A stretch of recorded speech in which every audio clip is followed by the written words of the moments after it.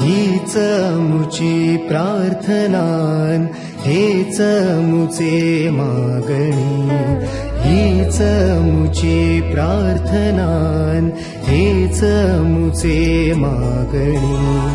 माणसाने माणसाशी माणसा सम वागणे